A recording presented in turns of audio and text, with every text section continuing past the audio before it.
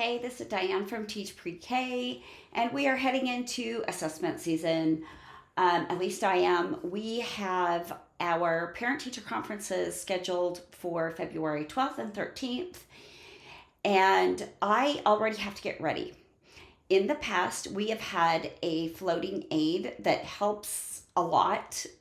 We would trade back and forth, other than just like as needed emergencies. We would use her in our classrooms, and that meant that I would have someone when I needed to do assessments that could take over a center or do a center when I couldn't be in the room and I could be doing assessments.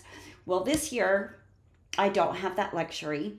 So I have decided to ask for parent volunteers to come in during center time 2 days a week from this week going forward until the week before conferences.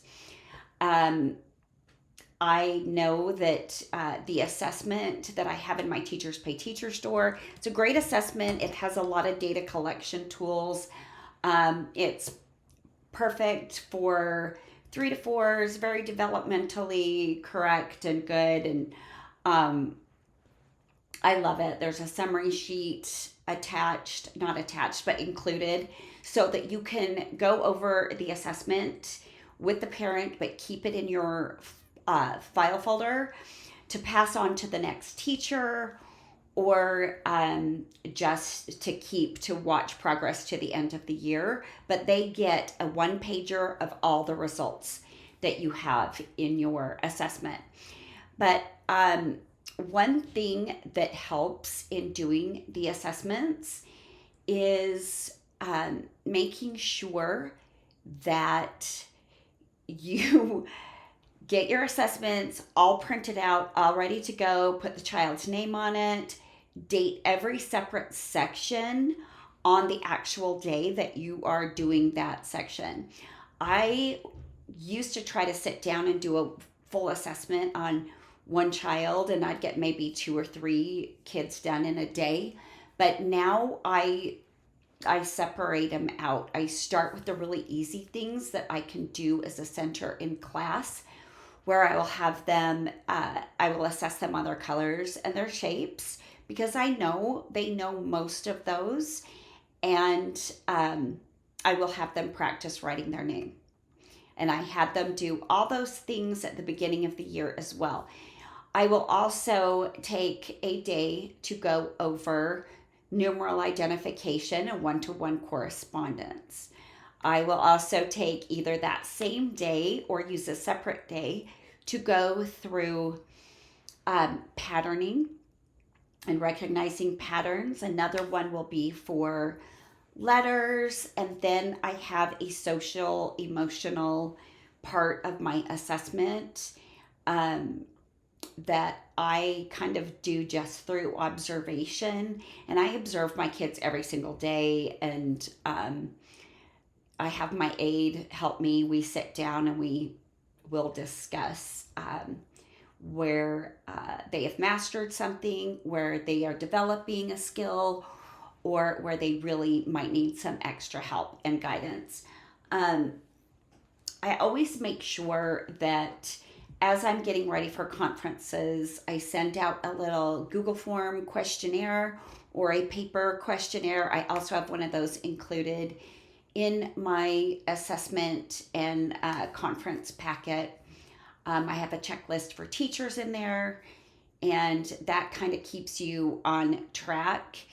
If you don't have the luxury of getting parent volunteers and you still need assessments, I recommend giving yourself a month, especially if you have a large class.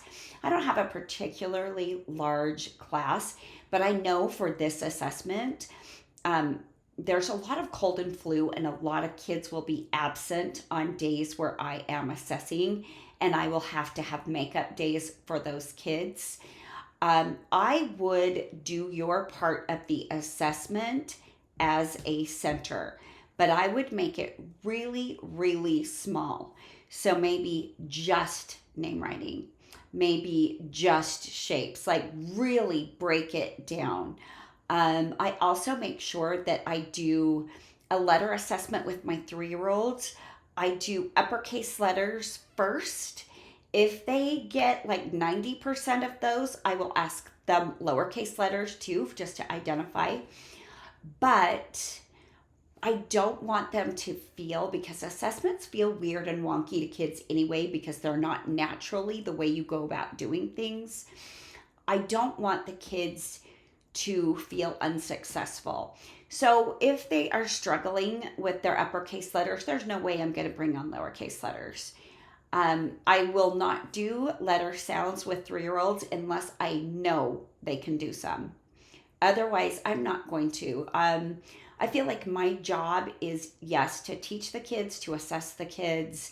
But the reason why we're there is we are learning through play. We are learning how to be in school, how to interact with other kids, how to interact with other adults in positions of authority. They are very, very little. Assessing on too many cognitive things, not good. It's just a recipe for the child to be frustrated and for you to be frustrated. It's one reason why I don't assess rhyming for either my 4s or my 3s, because even though I have a knowledge of where those 4-year-olds are with rhyming at this point of the year, I feel like really knowing rhyme and being able to hear rhyme is more of a kindergarten skill. And it's just, again, I will not take what's already a stressful situation for the kids and make it more stressful. You know what I'm saying? And if they are just like bombing out on the letters, like I normally do, the first letter I'll ask them is the first letter of their name. And then I'll go through the letters that we have gone over in class, like that we have had our focus on, that evil letter of the week. But I'll go over those, and then I'll ask the other ones. But if they are struggling with that, I'm not going to push them. I am not.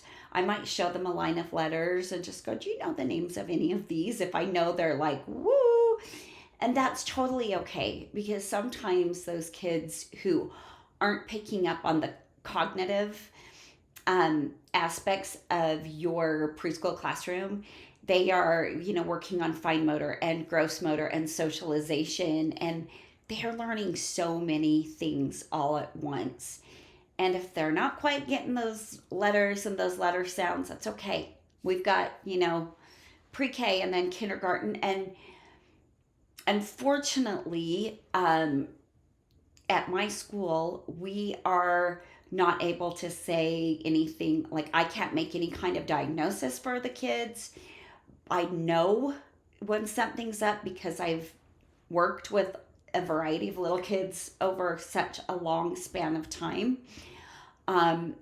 But when I do feel like there are learning difficulties, I will talk to the parents. I always give positives first. And this is for behavior stuff too. I will focus on positive things and any positive changes that I've seen. But I will say, I wouldn't be surprised if there might be some comprehension work they need to do later, or if, they might struggle a little bit learning to read, but let things play out and see. But I just kind of want you to prepare yourself and maybe work on, because they'll always say, what should I work on? And for me, every time they say, what should I be doing at home? It's not, get a bunch of flashcards. It's like, read them books every single night. Show the direction of the print. Read books that rhyme. Focus on the rhyming words. Or, count when you're walking up the stairs. Count how many steps it is from their room to your room or to the bathroom or whatever. Things that pertain to their life, so you're getting more, literacy and numeracy and, math. Talk about shapes. Build things with them. They absorb so much just through, their everyday interactions with the people that they love, that really, I think reading is the best thing that they can do, and spending time with their children. When you do have to bring up difficult things, if it's really difficult and it's something that's been documented and talked about, great. If it hasn't been, I suggest you have your director or your principal sit down with you as you say, okay, we're still seeing this aggressive behavior. What are you doing at home so I can do the same thing? I will always do the what are you doing at home so I can do and say the same thing in the classroom and reinforce what you're doing, because I want them to have to fess up to what they're doing or not doing. And they will. They come clean every time. They'll say, "Oh, well, we've instigated timeouts, but we're not very good at it," or we are trying redirection, but sometimes it's easier to give in. And I'm always surprised how they will be really honest. And I'm honest right back. I will just say, well, there's part of the problem. I know it's hard, and you're tired at the end of the day and you don't want to have the battles and you got to pick your battles, but, think about which battles you're picking and maybe pick some different battles that will actually help them with their friends at school and with their teachers at school. It's really, really hard, especially like I think about the people I work with that have never been parents, and I think, this must be the hardest thing. I've at least got two grown daughters, so I've been a parent, and I know what I'm talking about. And I've been a parent and a preschool teacher, and I parented while I was a preschool teacher, so I have a lot of experience there. But, if you're a teacher that doesn't have kids, but you've been in the classroom for a few years, please give yourself credit. Even if you haven't been in the classroom for a few years, please give yourself credit, even if this is your first year. Because,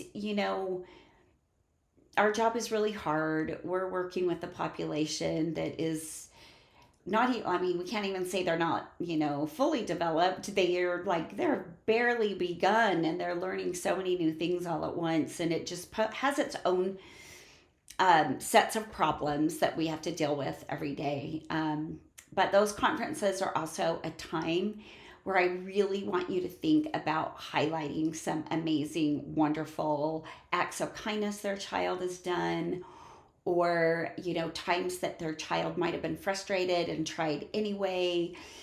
Always leave them with something that they can go home and share with their child that is good, and always leave them knowing and feeling like you love and care about their child.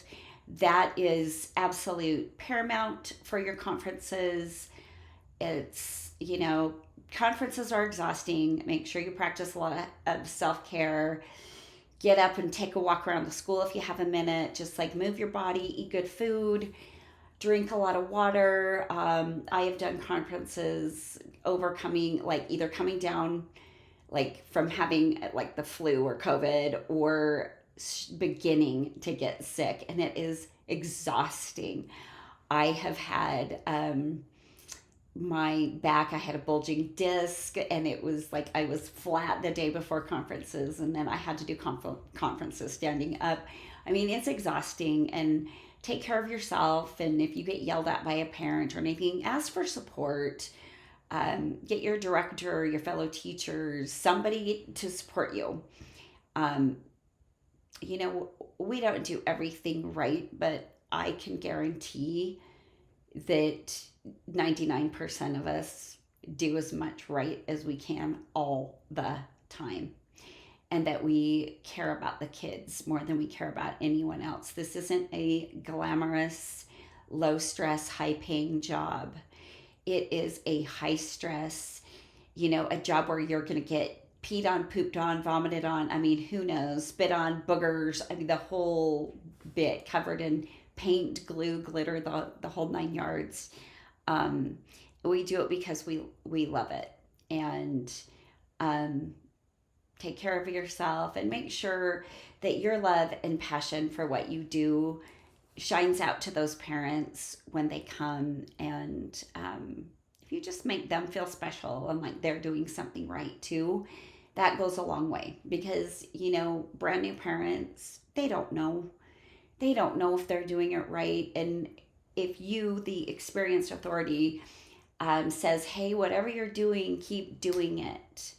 I can tell you're working on this with your child. There's been, so many less instances of grabbing toys or whatever. Um, it helps. It'll go a long way for their life and for yours as well. And I do believe that things are crazy in the world right now, and we should all just have each other's back as much as we can.